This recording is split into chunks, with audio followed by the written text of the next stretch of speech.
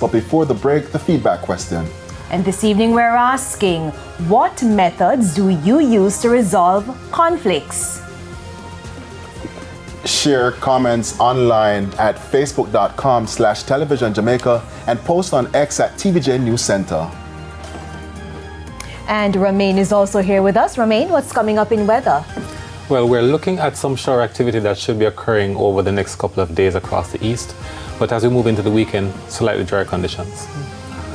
Stay with us. Primetime News returns after this break.